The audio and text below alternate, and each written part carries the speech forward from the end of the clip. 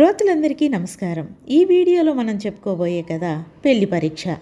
ఇక కథలోకి వెళ్తే, రామాపురం జమీందారు దివాణంలో రమణయ్య కోశాధికారిగా ఉండేవాడు. ఆయనకు ఏకైక సంతానం సునంద. తల్లి లేని పిల్ల కావడం చేత ఆమెను ఎంతో గారాభంగా పెంచాడు. సునందకు యుక్త వయసు రాగానే తగిన వరుడు కోసం రమణయ్య ప్రయత్నాలు ప్రారంభించాడు. దివాణంలోనే ఒక మంచి యువకును చూసి పెళ్లి చేస్తే కూతురు కలకాలం తనకు దగ్గరగా ఉంటుందని రమణయ్య ఆలోచన. దివాణంలో తన దగ్గర ప్రధాన లేఖలుగా ఉద్యోగాలు చేస్తున్న నాగరాజు, రంగరాజు రమణయ్య మనసులో మెదిలారు. ఇద్దరూ కూడా అందంలోనూ విధి నిర్వహణలో ఒకరికొకరు తీసిపోరు. తేడా అంతా వారి స్వభావాల్లోనే ఉంది. నాగరాజు కలుపుగోలు మనిషి. సరదాగా నవ్వుతూ మాట్లాడుతూ ఉంటాడు. తన సంపాదనలో చిల్లి గవ్వ కూడా మిగిల్చుకోడని, స్నేహితులు, షికార్లు అని వచ్చిన డబ్బు దుబారా చేస్తాడని అంతా చెప్పుకునేవాళ్ళు.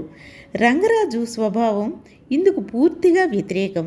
అంతగా అవసరం ఉంటే తప్ప అతడు ఎవరితోనూ మాట్లాడు. కనీసం అవసరాలు కూడా తగ్గించుకొని పొదుపు చేస్తూ ఎంతో డబ్బు కూడబెడుతున్నాడని చాలామంది నమ్మకం. అతన్ని పరమ పిసినారి అని కొందరు ఈసడించుకుంటే, రాబోయే భార్యను సుఖపెట్టడానికి ఎప్పటినుంచే డబ్బు దాస్తున్నాడని కొందరు మెచ్చుకునేవాళ్ళు.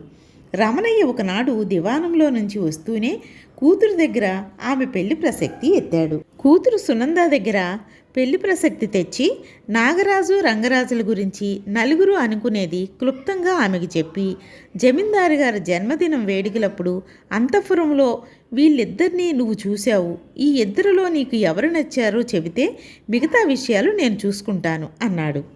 సునంద కొద్దిసేపు ఆలోచించి, నేను నాగరాజును పెళ్ళాడుతాను నాన్న అన్నది. ఆ జవాబుకు రమణయ్య ఒక్క క్షణం ఆశ్చర్యపోయి, అదేమిటి తల్లి, ఆ నాగరాజు డబ్బును నీళ్ళలా ఖర్చు పెడతాడని, పొదుపనే మాటే అతడు ఎరగడని అంటున్నారు అందరూ.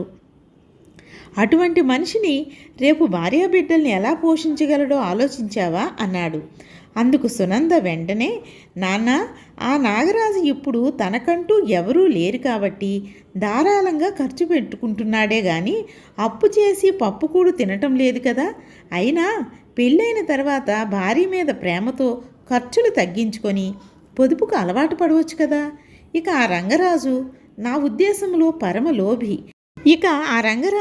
ఉద్దేశంలో పరమలోభి. అటువంటి మనిషి తాను సుఖపడడు, తన వారిని సుఖపెట్టలేడు. అటువంటి మనిషిని పెళ్ళాడి నేనేం సుఖపడగలను చెప్పండి అన్నది. ఒకవేళ వాళ్ళను గురించి నీ అంచనా తప్పైతే అన్నాడు రమణయ్య. సునంద ఒక్క క్షణం మౌనంగా ఊరుకొని, అయితే ఒక పని చెయ్యి నాన్న, నాగరాజుకి, రంగరాజుకి ఒక చిన్న పరీక్ష పెట్టండి, అందులో ఎవరు నెగ్గితే అతన్ని నేను చేసుకుంటాను అని ఆ పరీక్ష ఏమిటో తండ్రికి చెప్పింది.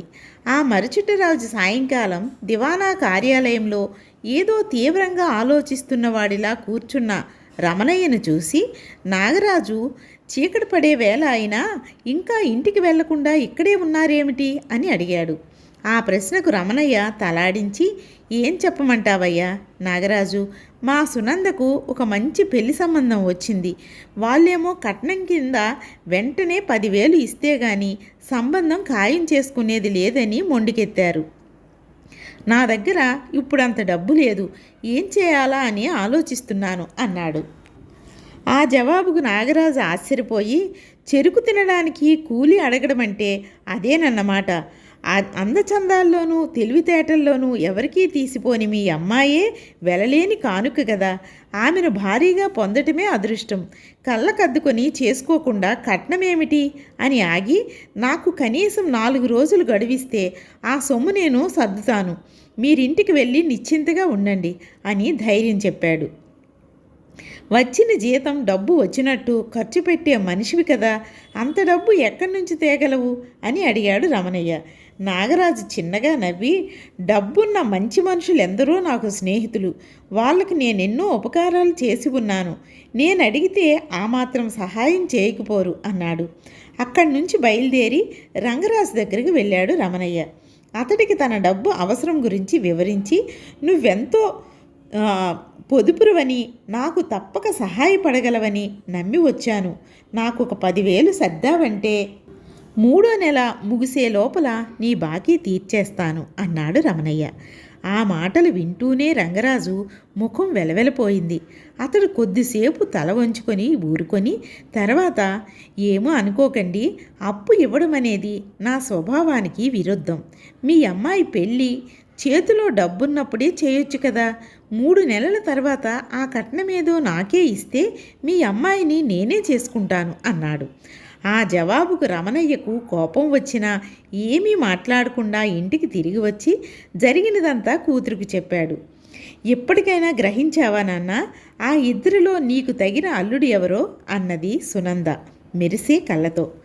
చిన్నదానివైన మనుషుల్ని అంచనా వేయడంలో నువ్వే గెలిచావు తల్లి అని కూతురు తలను ప్రేమగా నిమిరాడు రమణయ్య.